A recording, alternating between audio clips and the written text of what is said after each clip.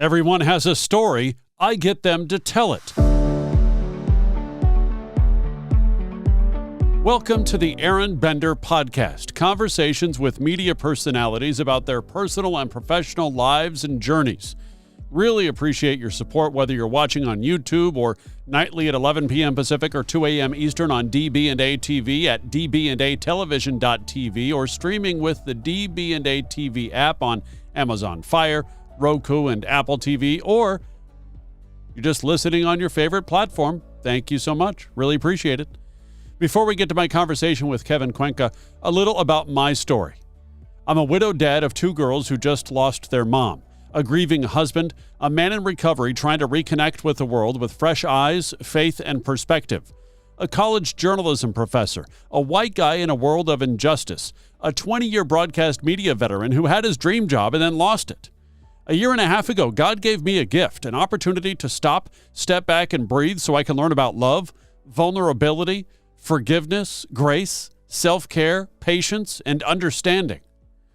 Kevin Cuenca is a former sports reporter turned content creator who's driving in his own lane, especially with a show like Cruisin' with Kevin. He worked at CBS 2 KCAL 9 here in LA, but as we talk about in this episode, some of the content he was creating didn't quite sit well with someone in management. We talk about his most painful tattoo, figuring out social media algorithms, and life as a Navy kid with an alcoholic father. So you were doing something for your dad or sending something. How's he doing? How's everybody doing? Well, my pops is a shit show, man. He lives in Thailand most of the year, but because of COVID, they kicked him out because he never went and tried to seek citizenship. He never bought a house. He literally on paper is a backpacker out there, even though he's been there for like 20 years. Yeah. So when it came time for them to be strict about who was in the country, they booted him. And then to get back in, they only wanted people who had a lot of money. And my dad does not fit that category. So like for the first 6 months or so, even longer than that, you had to have like $20,000-$30,000 saved in your bank account for them to even let you apply for a tourist visa. Right. You're either a national or you're coming in as a tourist and you need to have this much money because we know you're going to blow it all when you get here. Right. And so it's been, he's actually up with my brother right now, and I feel for him because he's got a baby, 2 dogs, a wife. He has a lot more going on than I do. Right. But my dad stayed here a lot longer also. Yeah. He's staying there like a few nights, and he stayed here for like 2.5 months in my 1-bedroom apartment and drove me fucking off the wall. I was going to say, how is that for you? But I could tell. No, it was, yeah.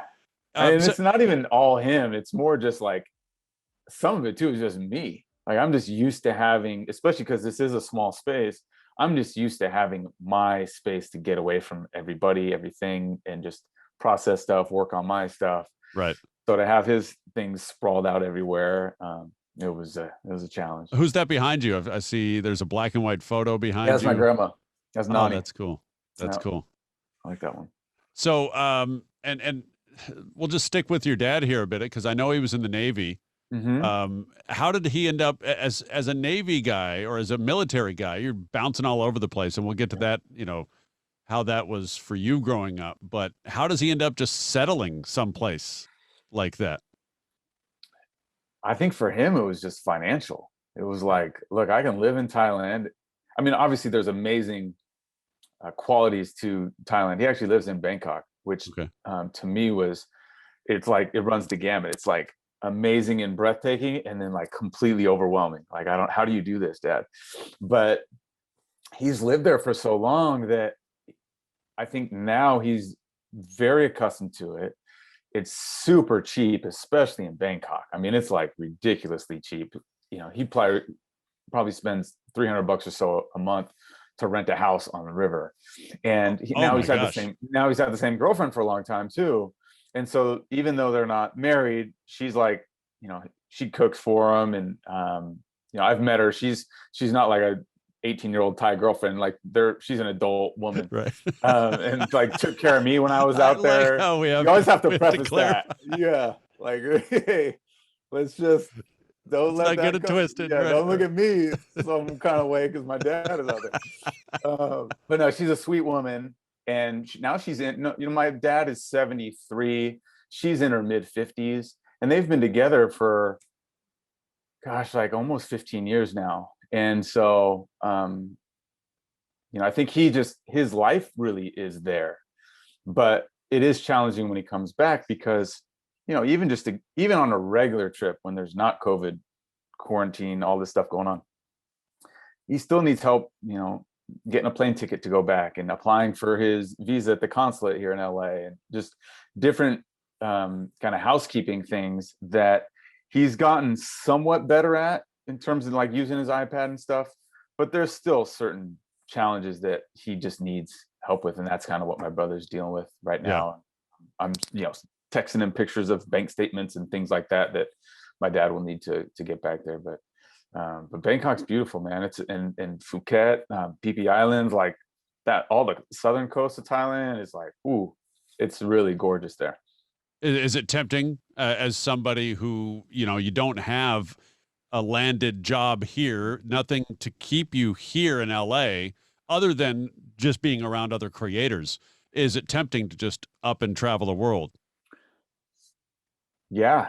And it's something that, I really need to be mindful of, because I think having worked in the TV space for 14 years, it really shifted and changed and altered my thought process, my pattern, like how I saw things and how I lived, really. So I became very focused on the career and the grind of it, and okay, what's the next step and all that. And then when you get to the end, the LA market, and start to realize how much things have changed in the industry, a lot of times, or a lot of things that I just clearly wasn't specifically wasn't prepared for. Like, Yeah. I graduated from college in 2004. And so at that time, like, I still felt like I was coming into an industry where you made high level six figures in the big markets. And yeah, there was a grind to it. You had to work at different stations and work your way up, but there would be, tons of job security and, more control over your life down the road. Yeah. And the longer that I was in the industry and in the career, I started to see, like, okay, things might have been like that in the late, through the 80s, 90s, and early 2000s. And then as the internet and social media and these other things started to take over parts of the industry, it really shifted things. And, the one real eye-opening experience for me here in LA, I had my own personal challenges, demotions, all this stuff, right? As I was making my way at CBS here in LA. But what really woke me up was when I saw Gary Miller, who, to me, not only was he someone I watched as a kid on SportsCenter, and so getting to work next to him was a thrill. But to me, he was the best sports anchor in LA, in this market, not just at that station, the whole market. Yeah. And so when the station let him go, it was like, okay, if he can get fired, like, nobody is safe. And why is he getting fired? And his thing was, it was mostly just a money issue. And right, many times you just cut from the top down. That's right. it. That's right. it. And so, like, for me, I was like, man, here's a guy who has worked his tail off for all these decades, has a wife and kids and a mortgage, and his life is set up around this opportunity, this job, this career. And then it just gets taken from underneath him. And so I knew that at some point that same thing would happen to me. Now, my goal all along has been to make international content. So for me, it's more about, like, I've got this dream and this goal and this idea. Now, how do I get there? What are the steps to get there? And I think at some point, if we want to get a little more deep, it's like, it's the paralysis by analysis. And I just gotta go. Like, I actually just needed, like, okay, and this is something that I did in the Philippines, where I shot a story like this, but essentially just take your equipment and go and spend 3 to 4 weeks there and figure it out and shoot, make your connections and meet people and be on the ground, and then come back and edit and figure it out from there. So that's kind of the place I'm in. Yeah, and you got to kind of find that balance. It takes you a little while, and we'll get into all this, but it takes you a little while to kind of set your feet to where you're okay being a little off balance because you don't quite know where this content is going to go, but you know that it's at least going to serve a purpose. You just don't quite know what purpose yet. Absolutely. And, that's what these last 2 years have been about for me. Kind of going back to what we were talking about earlier, everything had been so, I say stable in the sense of I knew about how much money I'd be making every couple weeks at most of the opportunities I got up until LA. LA was up and down, for sure. I think I got demoted about 3 or so times. So there were, I remember going on, food stamps while being part-time employee there, and having, like after a first year in LA, that summer, the summers can be slow because you really just have baseball. Just baseball, right?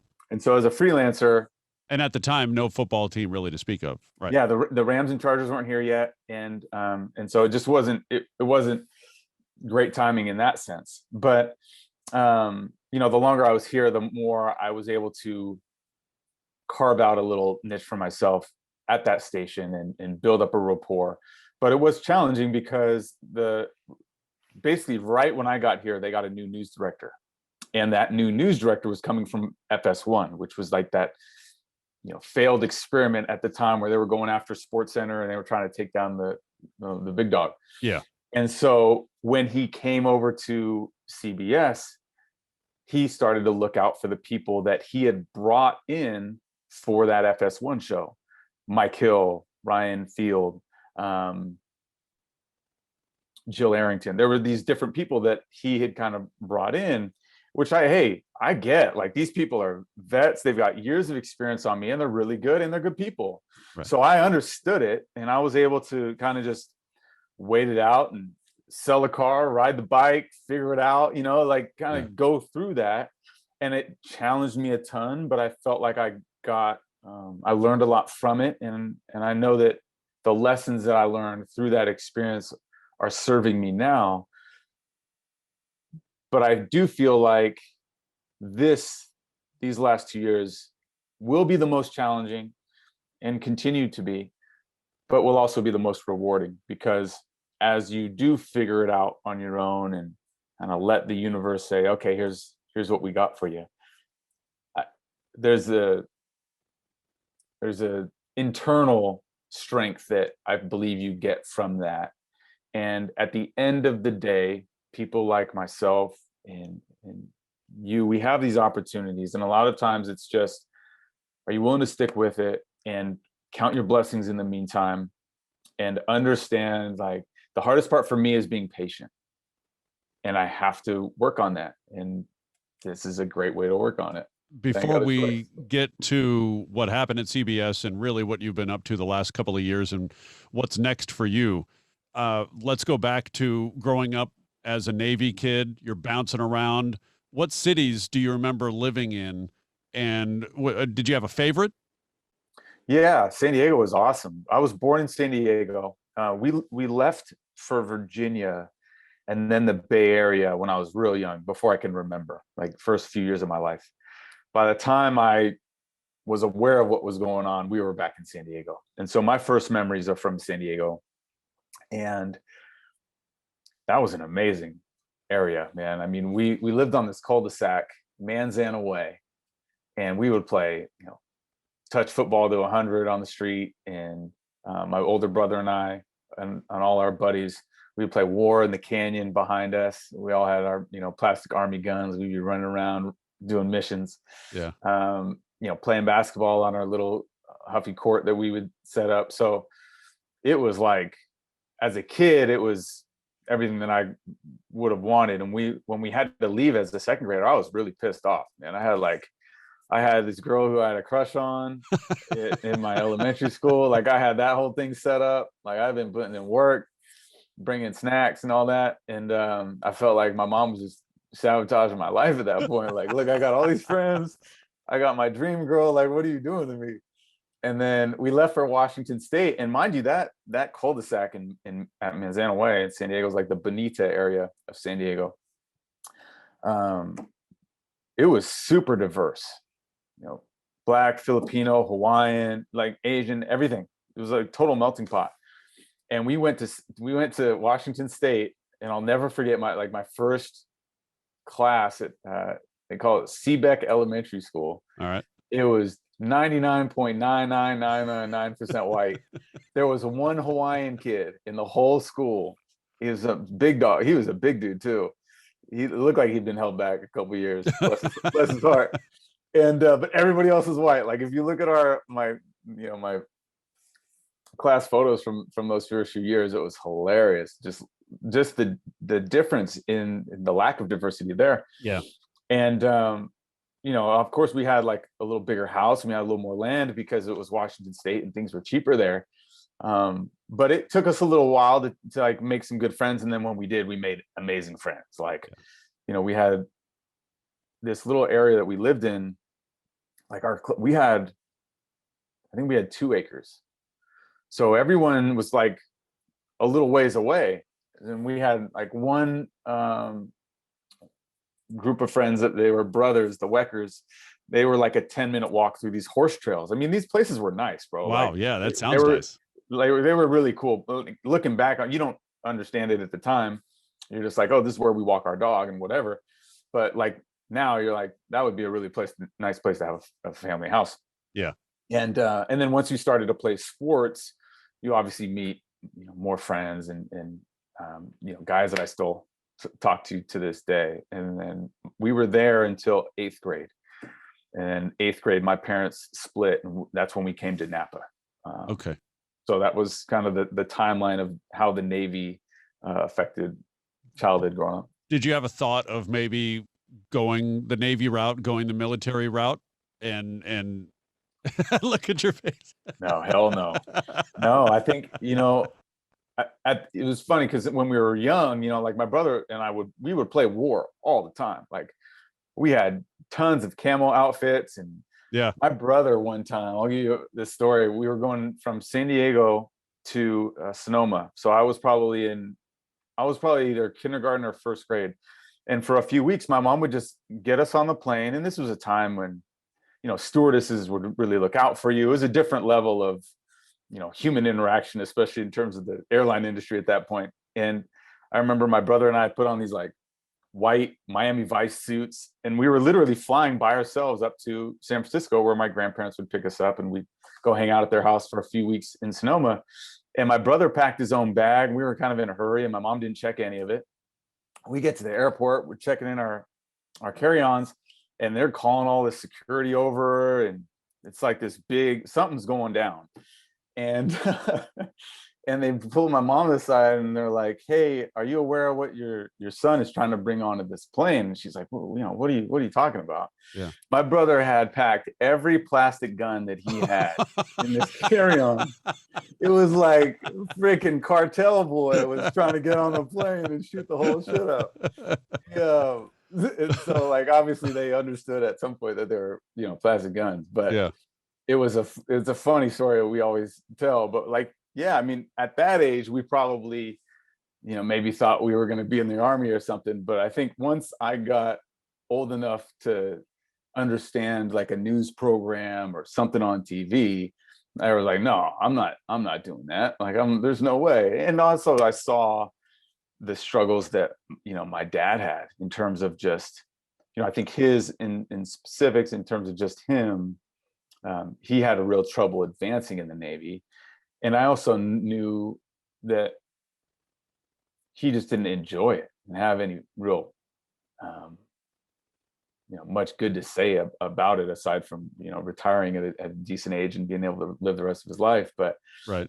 yeah, I think once I got older, especially once I got into sports and started to understand like that you could have a job like a Bob Costas or some of these other guys, like Inside Stuff. I remember really loving when I was a kid. Ahmad Raza. Of course, the Q's guy mentions Bob Costas first. Of course, Yeah. of Well, it's course. funny because once I got older, like high school years, I was like, oh, I can't stand Bob Costas. But I remember like earlier on, I'm talking like fourth, fifth grade, Yeah. there was only a few guys on TV at that time doing sports. Like you had John Madden and Pat Summerall doing, the football games, and Yep.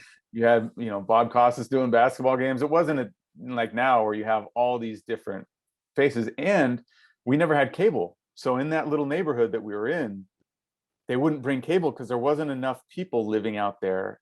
So you either had a satellite dish or you didn't get cable. You just had, the few channels that you would essentially get. We didn't have ESPN or any of these other channels.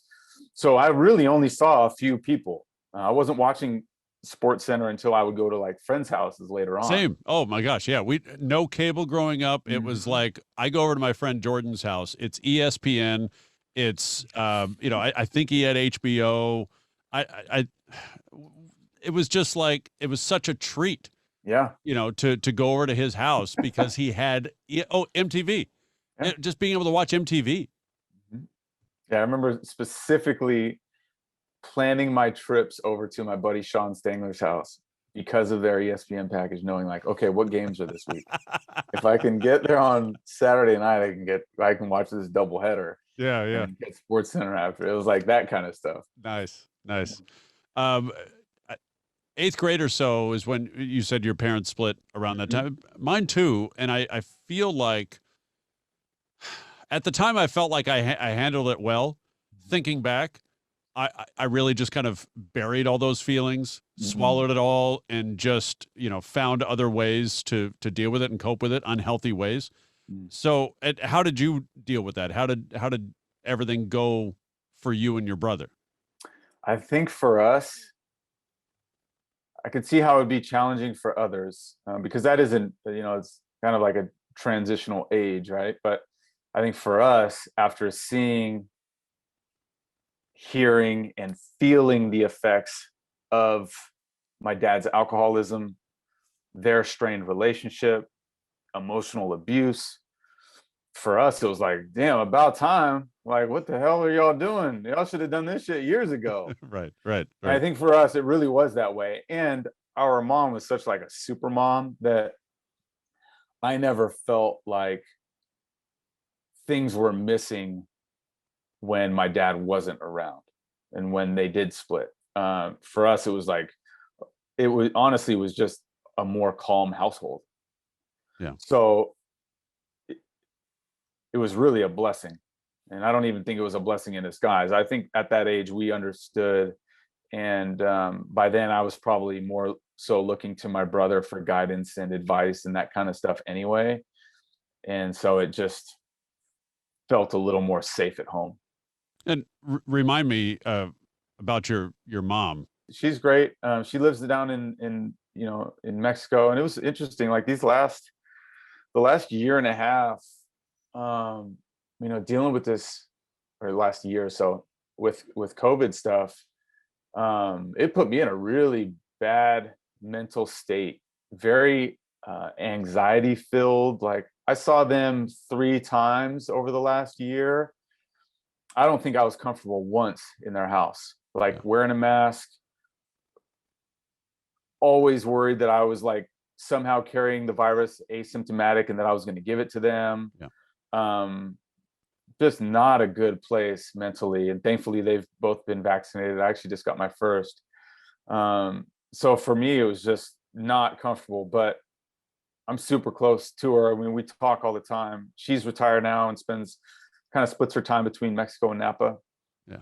And I mean, yeah, it just it put me in a bad mental space, man, where I was like thinking, if somehow I ever caught this thing and had it around them, like just, I don't even want to think about it, but I had to. And it was not a good feeling for Yeah. sure. And I'm sorry about that. I'm getting my research all mixed up.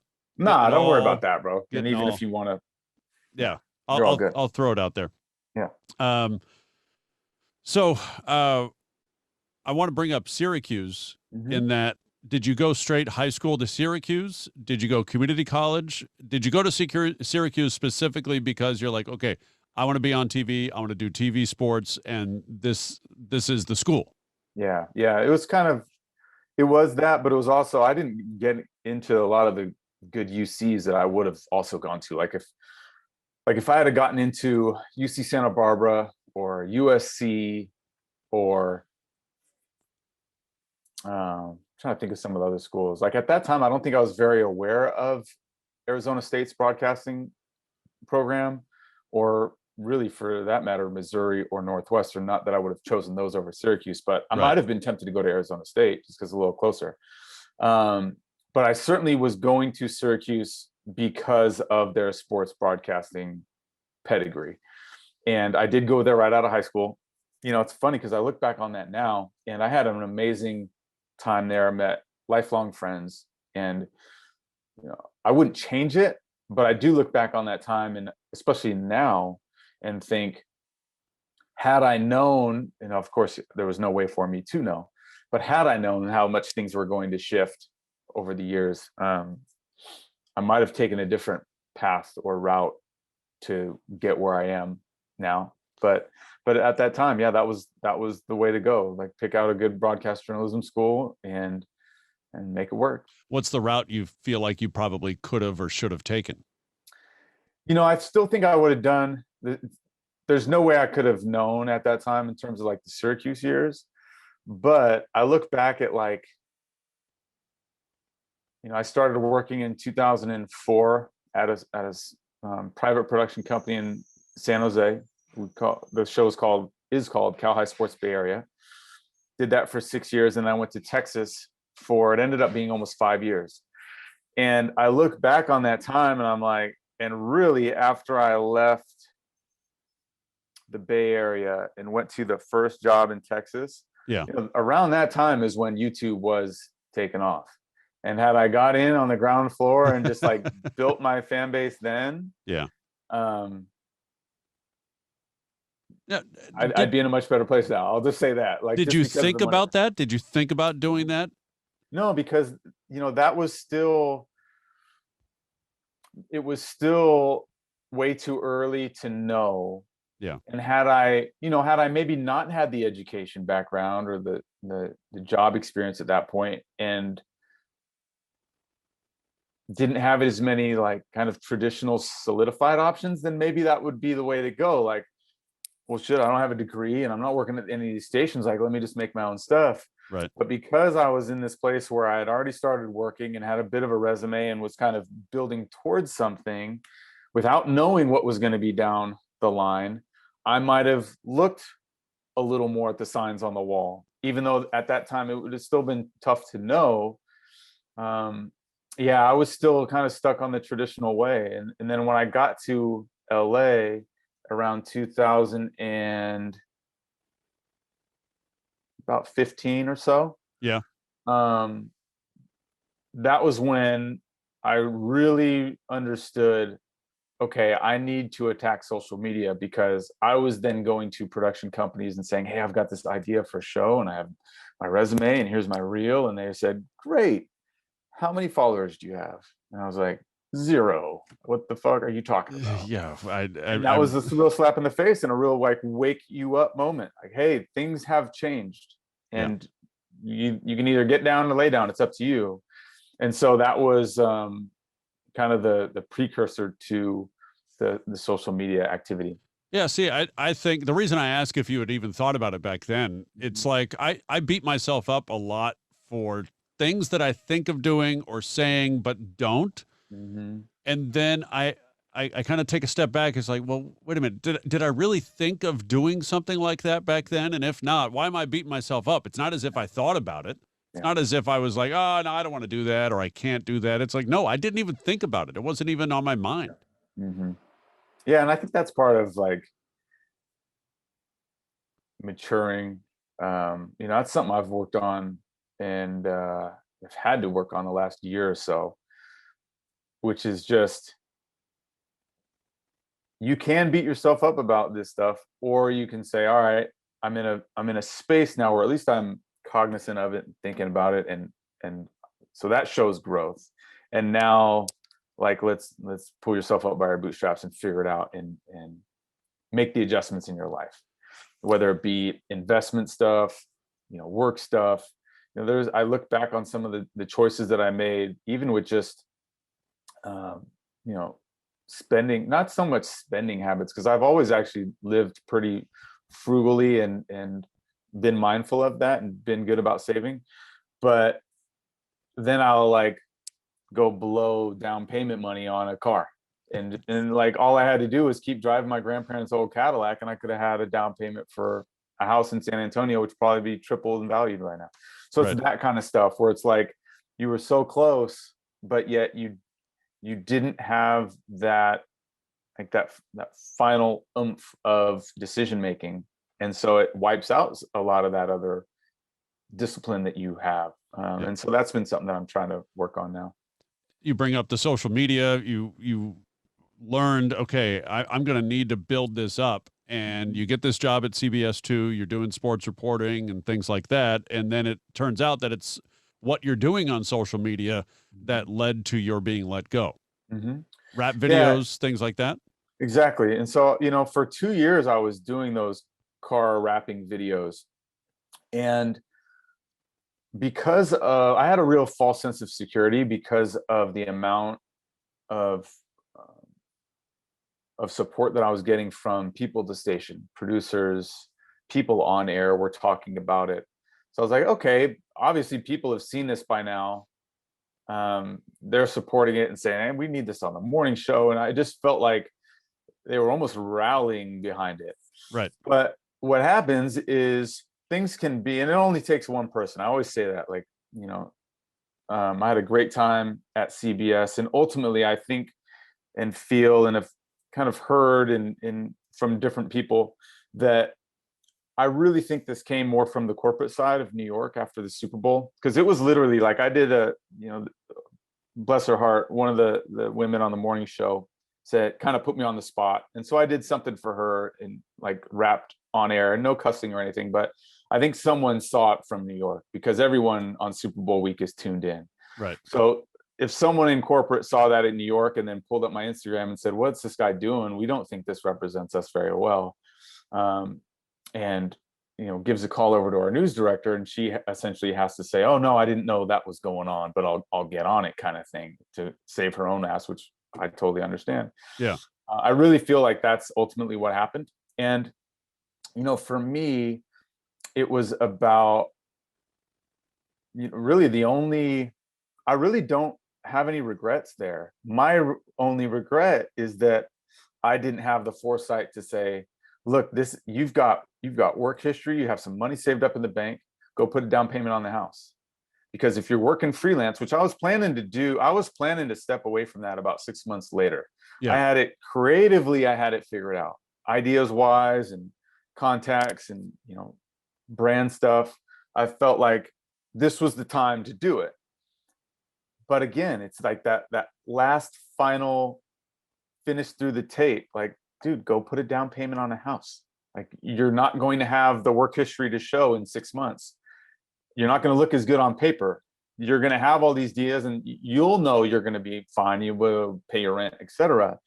But again, it was that moment of like, what the F, man? Just come on, dude. Like, and I think that's where I've had to really look myself in the mirror and understand there's been times where I've been really, really close and fallen short. And I know that at some point, what's for me won't pass, right? But I do have to be mindful of those things so that I don't make the same mistakes again in the future. When you were let go by CBS2, how long do you feel like it took you to kind of shake off the cobwebs and stop the stars from circling your head and be like, okay, I can stand on my feet. I can get up. I can just move forward. My plans, yes, CBS 2 was in my plans, at Mhm. least for the next number of months. But, Mhm. how long did it take for you to kind of get up from kind of getting your butt kicked like that? This may sound weird. I feel like that's more the scenario and the situation, and like the doubt creeping in is more so now as opposed to when it first happened. Because at that time, it was easy for me to say, look, you were already planning for this. This is, God pointing you in this direction. Just go with it, and you're going to figure it out. You're going to be fine. And what happens over the span of 2 years is you have to continuously remind yourself of that, because life will start kicking your ass, and you'll Yeah. start to have the doubt creep in, and you'll start to think about, like, man, why didn't I invest in a home when I had that opportunity to? These different kinds of things can add up. And if you don't check it, and if you're not mindful of it and super, super solid in here, it can get you off kilter later on when you don't really expect it to. Like, I would assume people would expect that more, like, hey, when you first got fired, that must have really sucked and kicked your ass. And I remember calling my mom and being like, Mom, this is actually kind of a sense of relief. Like, I don't have to try to balance these two things now. I can just go after creating my own content. I feel like the timing is right for this. Yeah. It's more so the challenges that you deal with in doing so, and kind of how that can and adjust and alter how you feel moving forward. But I think ultimately, when I'm in a really good space and centered, I'm in a place where I am reminding myself of all the blessings I have, the fact that these family members are still alive and with me, and I know that literally if I drain my bank account and fall flat on my face and can't pay rent, I could go, move down and live in a room in my mom's place in Mexico. Like, and not everybody has that. And I think it's something that I have to remind myself, because there's always someone dealing with way worse stuff than you. Yeah. And if you can't keep that in perspective, you can fall victim to like victim mentality, or like woe is me kind of attitude, when it's like, man, especially in these times, like the fact that you're doing a podcast right now and you just fired up and we go, it shows what anyone can accomplish with a cell phone, a laptop, and some ingenuity and some creativity and some work ethic. Like, there's so much more that can be accomplished. Like right now, some chick has been dancing on TikTok for a year, and now she's making millions of dollars, like just for doing this shit. Like, if that doesn't show you what we can accomplish, right? Like, let's give ourselves a break and get after it, Shit, if that Charlie chick could just start throwing her elbows out and make tens of millions, like, come on, man, let's figure it out. Yeah, when I was fired, it kicked my ass. It really did, because and one of the things I've talked about with like former guest Beto Duran or our mutual friend DJ Head, the idea that you don't let your career become your identity, and I totally did. I was totally all in on that, and so only now, and of course last year, I felt like I had a full-time plus job taking care of my wife as she had terminal cancer, and so it's like only now in the last couple of months do I feel like, okay, now I can make my own schedule, but saying that and actually making your own schedule, like saying, okay, every day from 1 to 5 every afternoon, I'm going to work on the podcast, I'm going to be in the studio, whatever it is. It's a lot easier said than done when you just say, oh, I could totally make my own schedule. Well, the problem is when you think you can make your own schedule, but then you don't make your own schedule, you don't get shit done. You don't get anything done. So I'm wondering, as a creative, how do you handle the idea that you can work at any time 24/7? There's a certain time when it's like, okay, I can't invite people to come cruising with Kevin at 2 a.m. Although in all honesty, that might make with some of the Taco Bell guests. runs. Yes, exactly. But so how do you handle that where it's like you can make your own schedule? Do you make your own schedule? And how tightly do you stick to that? That's been a real learning experience for me, and navigating, figuring it out. And there's times where I've been lazy. There's times when I haven't done as much as I should. There's been other times where I've thought, okay, I can set up this interview, or I can learn about different kind of home loans for first time buyers. Because a lot of the, I was having this discussion with Savvy Amusing, who does amazing impressions recently. And we were talking, we're pretty much the same age. And he's got, he has a child and, a special woman in his life. And I think for him, there are times when it's like, all right, is the joke on me? Like, I'm making all this free content for social media, but I don't have a house yet, and I don't have a solidified foundation for my family. And I think because I was so focused on the TV grind for a decade and a half, that a lot of the other parts of my life really fell by the wayside. And that doesn't mean I didn't like open myself up to relationships or, try to incorporate other things into my life. I mean, more so like I always felt like I would just land this gig in LA and six figures would be coming in, and I wouldn't even have to, it wouldn't end up mattering if I bought a house in San Antonio or whatever. And when that stuff doesn't happen and the industry changes and shifts and I'm adjusting, I had to really be mindful of like, okay, there's things as an adult male that I'm not privy to, that I'm not up on, that I need to do some time. I need to invest some time into diversifying my stock portfolio and figuring out how I can, save money here and make it work for me other places. Yeah. Like I really was behind on a lot of that stuff, almost to like, early 20s kind of conversations that you would have with a young dude fresh Right. out of college or something. Yeah. And because I didn't get that from, my dad, my brother's really never been about that. My mom was later on, got into the real estate stuff.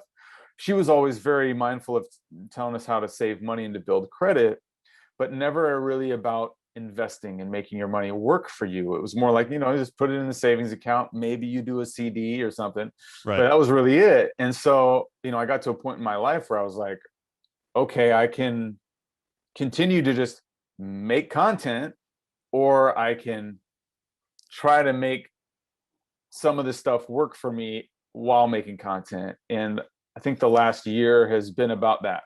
It's been about like diversifying my time and not being as productive on Instagram, but feeling like I'm being more productive in terms of my complete life. I think that's more so where I've been, especially these last few months, but more so for the last calendar year. And there's a balance there. There's a balance of like, hey man, don't beat yourself up. You just spent 8 hours looking at these different YouTube videos and learning about this stuff and taking notes and looking at different properties. Yeah. There's no way you could do a cruising with Kevin today. That kind of stuff. I think I've had to be, both mindful of at times, and then, not as hard on myself at times. Yeah. Show yourself grace and practice forgiveness. Like we are told and taught, like, let's practice forgiveness when other people wrong us, but rarely, at least growing up, are we taught forgive yourself too. That's a great point, man. And that was, something that I thought about too, like with this COVID stuff. Like you can't beat yourself up for every little decision. Like I remember thinking like, man, I just got my hair cut. What if one of those barbers had it? Yeah. And here I am beating myself up over it. My brother's coming in that same house with a fresh haircut too. Like he's probably not beating himself up over it just because he's a little more aligned, and here I am like filled with anxiety. And so it's that exact point. We have to understand and be willing to forgive ourselves for things and not be so hard on ourselves for others. One of the things that I talked about with Head from the creative side of things was, like I've never been a big picture guy. Mhm. Like if I want to do something, I'm thinking about like, okay, how can I do it now? And, where is it going to live in the next, day or week or whatever? Mhm. I've never been a very good big picture guy. Where do you come down on that as a creative? Have you had to switch a little bit because TV news, radio news, it's like it's now. Maybe you work on something for sweeps, a human interest piece. But even then, you're only doing that for probably 2 or 3 days, and maybe it'll air next month. Did you have to switch that a little bit, where you had to start looking more big picture, long term? Yeah, I think that's where a lot of my like big decision making faltered, was because I was just focused on the short term as opposed to thinking like, how is this decision going to affect me in 10 years? Yeah, yeah, And I think I've started to become more mindful of that again, especially these last like 3 months or so. Like, okay, I'm creating this kind of content and it's cool. I won't get rich off of it. I'll make some cool videos for YouTube. I'll continue to build relationships, and maybe a brand will come along and say, hey, we really love this. But is it my dream to do this kind of content? Is it what is my dream? Like kind of getting back to that. I think I'm at a point now where I really want to be mindful of what am I creating, why, and who is it for? Is it for myself? Is it for to appease others? Is it to be cool or popular? Um, that's something that, and I can get in my own head and overthink things as well, right? But I totally. think ultimately, when I'm at my best, it would be when I am thinking a more big picture. And because really the shift from okay, doing TV stuff to creating more social media content really is thinking big picture. It's thinking, look, this industry is dying a slow death, slower than a newspaper or a radio station, but kind of in the same realm.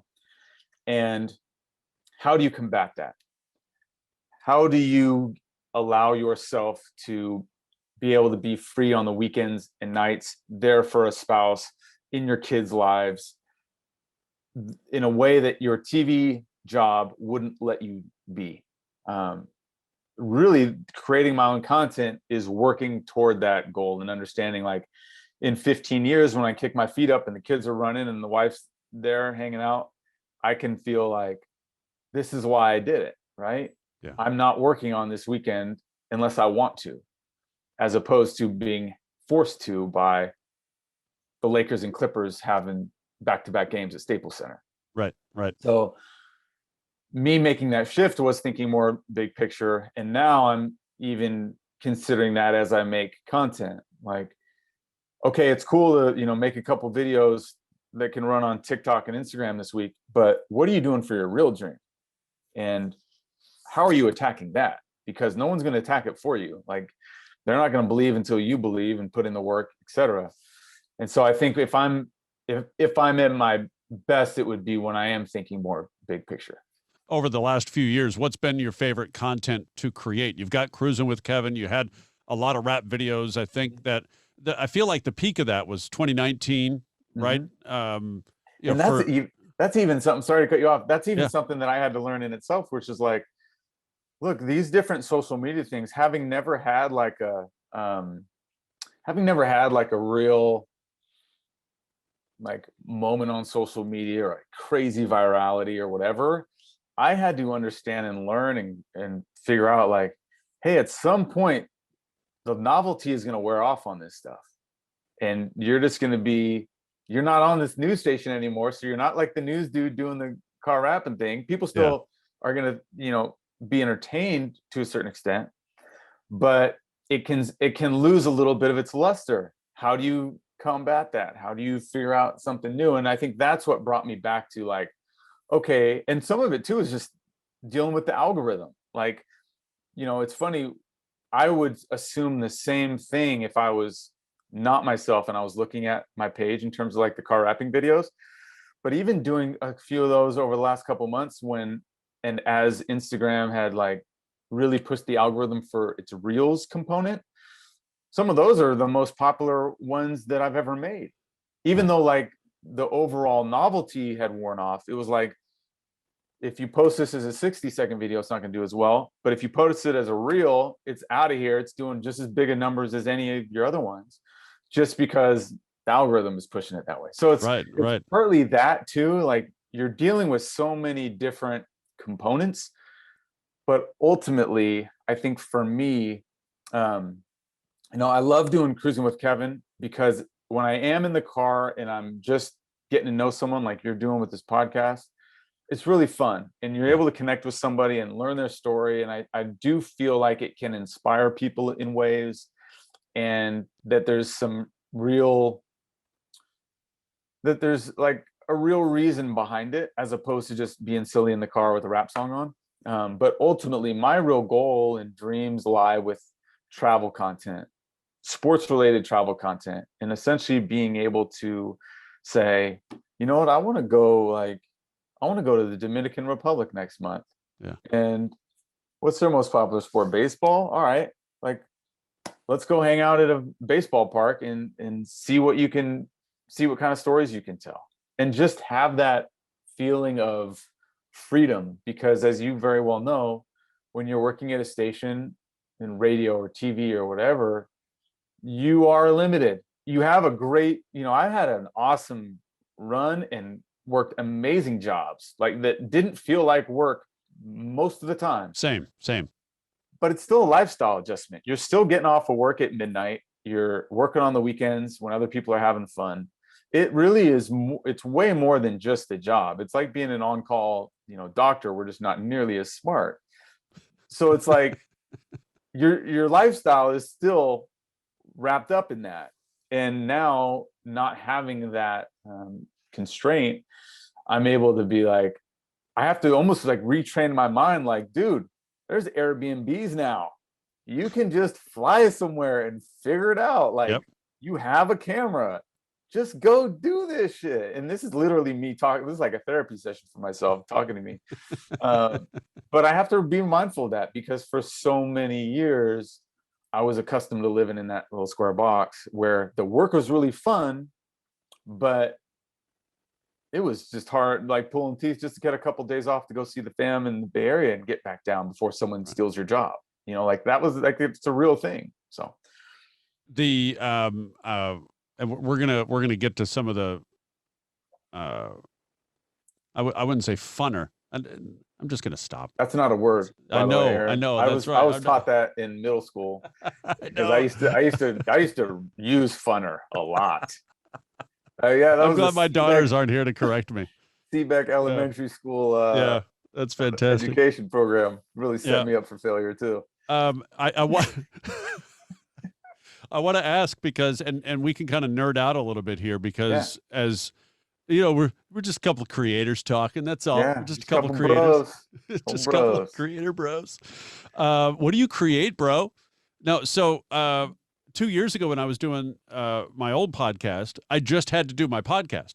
And I would make like little videos where it was just a still image of whoever I was talking to, and I would run audio beneath it, and I would post it on Instagram, a minute max, and I would post it on Twitter just as a way to promote the podcast. Well, now that I'm doing this again, but now we have all these different platforms, like you said, Instagram Reels, we've got TikTok and everything.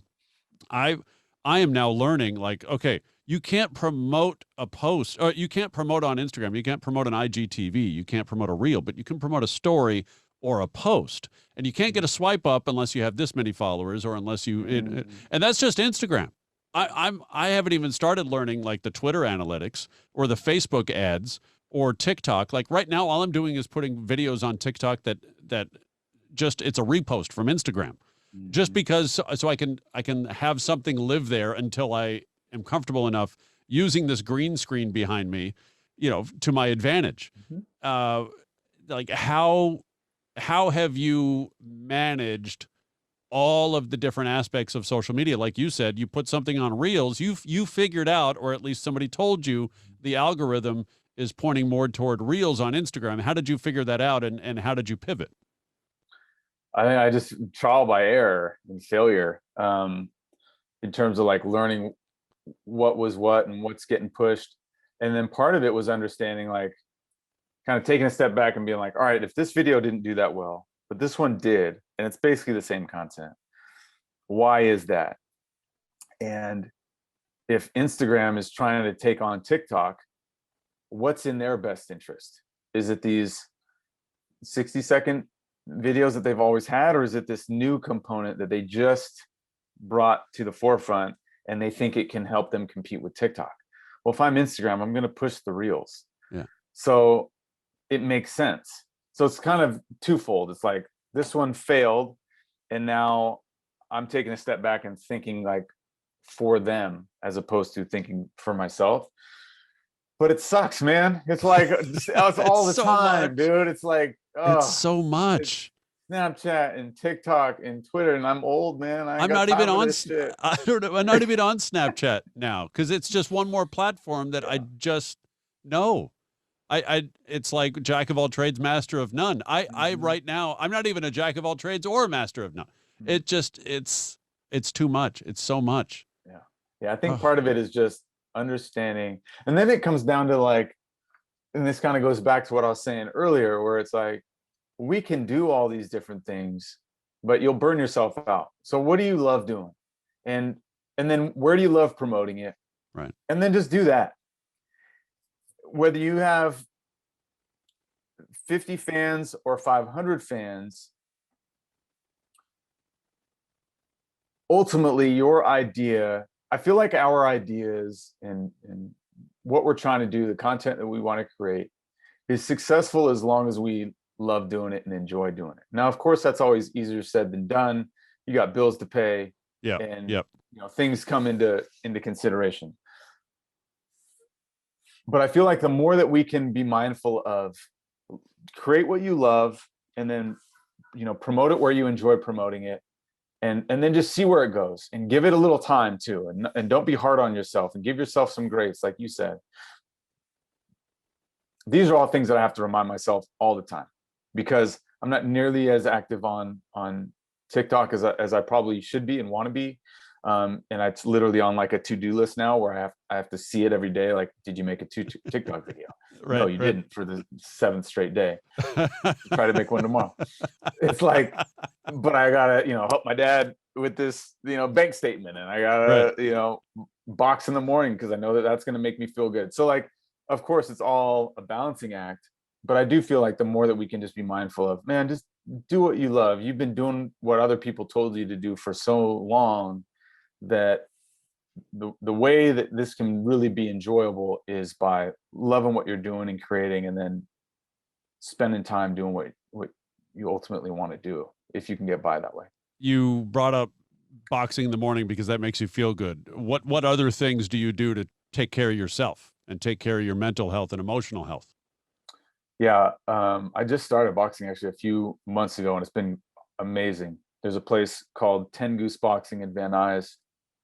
Ricky is the owner of it, and his nephew Juan is the guy who trains me. It's just a great workout. It's a workout that I've never, I mean, even like my toughest basketball workouts, I don't think were ever like this. But strength training and weightlifting is more so what I've done, especially during my TV career time, to like just keep me sane and centered.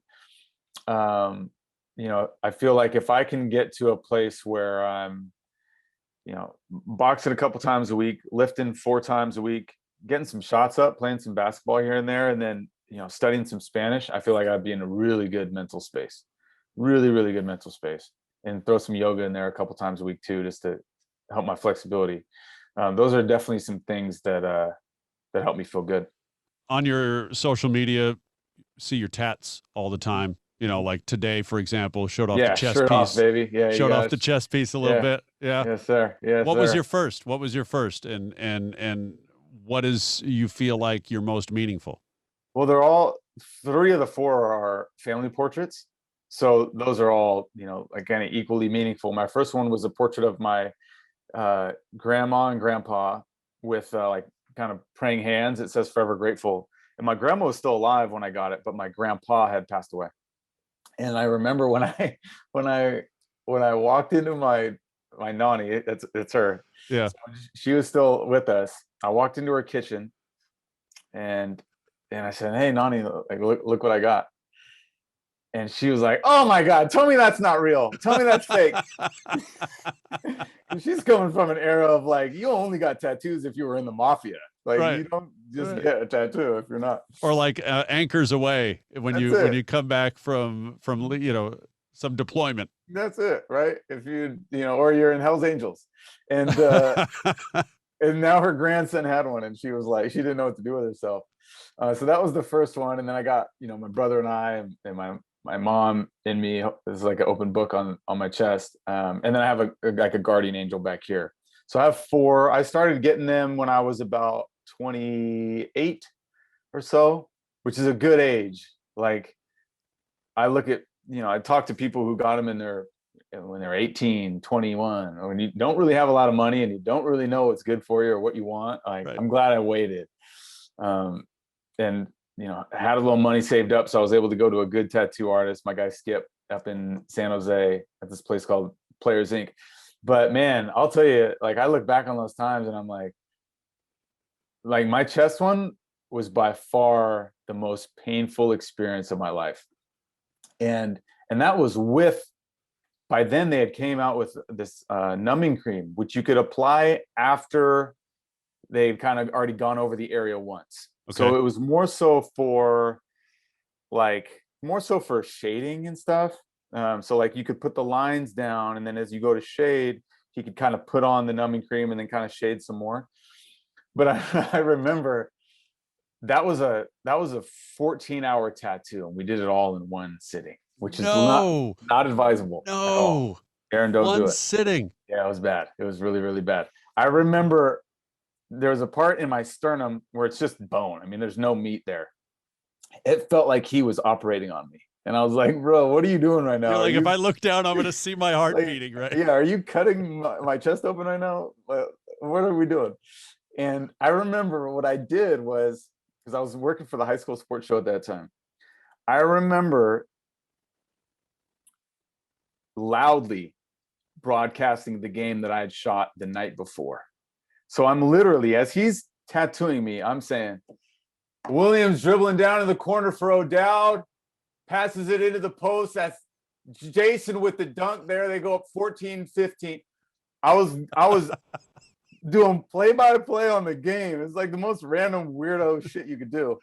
But it was to get my mind off of the pain. Just to take your mind off it. So bad, man. And then at the end, he had this little writing. It's the Boys to Men lyrics for a song from Mama. And I remember this is like hour 13. We're like right at the end. And he starts doing these really small letters for the words that are part of the song. And I remember saying, like, "Dude, where's the cream at, bro? What are you doing right now?" He's like, "I can't use it. I haven't touched up this part of the chest. I can't use it yet." Oh no! And I was like, "Well, shit, hurry this shit up. Start opening it up, man. We need the cream." It was like that numbing cream was, and it was more so at that point. It was more so mental. It was like, this is what's gonna get you through. I think if he hadn't even put cream on his hand, but just like went like this as if he did, it probably would have been like, "Oh, that doesn't feel as bad." That was like delusional at that point. Why would you do 14 hours in a day? Why would you do it all in one sitting? It was two parts. I'm really cheap. And so he said, "I'll give you a deal if we do this in one day." And if you know me, I like a deal. Ever since I was in, shopping for back to school clothes, if I could find a deal, I'd find a deal. 4 t-shirts, $10, that kind of shit. I was all about that, Aaron. Yeah. And then the other part of it was, because when you get a tattoo, you have to give yourself like a week to 2 weeks where you're not working out. And I always felt like, oh, if I don't work out for 2 weeks, like I'm going to get little, I'm going to lose the gains that I've made. Like, let's just knock it out. It's going to suck no matter what. So might as well just knock it out in the same day. So that's how we got there. What's the next one coming? I What's don't next know. on your I list? probably won't get another until, I was tempted to get one when Nipsey Hussle passed away. I was tempted to get, and who knows, maybe I still will at some point, but I was tempted to get the marathon flag at some point. Yeah. Either on a wrist or somewhere where I could see it, but it wouldn't be as visible for others. And I may do that still at some point, but it could also be until I have, kids again, that I don't get another tattoo, because they're all pretty much family oriented and I know how much they hurt. So I'm just going to hold off The as long kids as or I the can. tattoos? Both. God damn. After seeing what my brother's going through right now, I have a 5-year-old nephew. He's Yeah. going to be 5 months old soon. And seeing how sleep deprived my brother is right now, what he's up against. There's nothing like it. There's nothing that can prepare you for that. Mm-hmm. Nothing. I mean, you can go through all like the military training and the sleep deprivation, and there's a reason kids are nicknamed little terrorists, because they will terrorize you. It doesn't matter. It doesn't matter. I want to ask about what's next for you. Like what is next? We've had all this conversation about big picture and creativity and getting on this platform. And I understand you're probably going to try to do another TikTok video, at least one in the next week. Yeah. I don't know. Yeah. I don't know. I don't see your list over there, but what's next for you? What's next for me is getting out of this house and really starting to travel. To me, that's where, and even if it's the kind of thing where I have to do it unsponsored with no, brand ties to start out with, I really need to just take the leap and start to create some of this stuff. I did it once. I mentioned this earlier real quickly, but a few years ago, it was actually while I was working at CBS, I was able to kind of kill two birds with one stone. I went to the Philippines, where Al Thornton, who was a former Clipper draft pick, was playing in the PBA, the Philippines Pro Basketball League. But I also knew another guy there named Simon, who I'd covered when he was in high school in the Bay Area. And he was actually on the same team as Al. Mm-hmm. He was a rookie at the time, named Simon Enciso, who still plays in the PBA. I was able to get out there, and for 3 weeks, I just lived in Manila. And I would, Simon was nice enough, and his coaches were nice enough. The team staff and the other players were so welcoming, showed so much love, to where I was able to go to every practice with Simon, every game. I was in the locker room with those guys, both pregame, postgame. Really got to show how Simon lived as a professional basketball player in the PBA. We took car rides together. And to me, that was like, I need to be doing this in my life for different athletes in different countries. And so I was also able to, while I was there, do a story on Al, and actually brought that back. So that aired on CBS here in LA.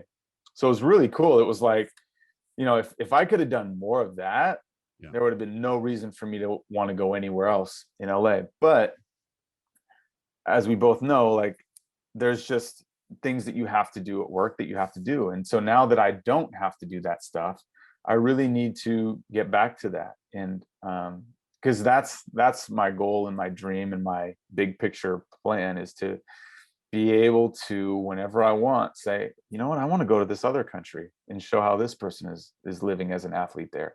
So that's the goal, and that's what I need to be mindful of, and not get distracted by Instagram algorithm and TikTok videos, like, because we can do this stuff, till our face is blue, but if you're not doing it for yourself, you're not gonna be very happy. And until I'm dead broke, I shouldn't be doing things just for money or just to appease other people. Like, I need to really continuously be mindful of, what am I doing and who am I doing it for? And I think when I'm doing that, it comes back to that idea that I just mentioned. 2 years in the making. Kevin, thank you for the time today. I really appreciate it. Finally getting on the podcast. Thank you, man. Dude, you're good, man. Like, I will say this, and this isn't just tooting your own horn because I'm on your show. You kept this thing rolling, bro. And like, you And I can tell you're not, sometimes people like listen just to hear, but they're more so just acting like they're paying attention. You can really tell you are, because your next question is based off of what you just heard, and then you're bringing stuff back from past answers. So this was fun, man. This did not feel like an hour sit down. This was our first time really even conversing. I don't know if people are aware of that. Like, you and I haven't gone for bagels or beer before. Like, we're not old buddies. There's no pre-production. No, it's like we didn't go hang out at a pizza parlor before and I told you, hey, stay away from this topic, but you can talk about this.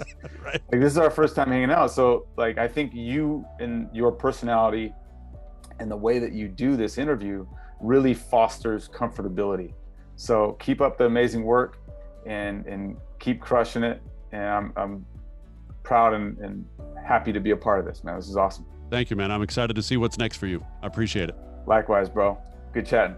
Thanks for watching the Aron Bender podcast, whether you're watching on YouTube or DB&A TV. That's nightly at 11 p.m. Pacific or 2 a.m. Eastern, dbandatelevision.tv, or streaming with the DB&A TV app on Amazon Fire, Roku, and Apple TV. You can find me at aronbender.com. If you have guest ideas or comments, email me, aronbendermedia@gmail.com. Be well, and thanks for watching.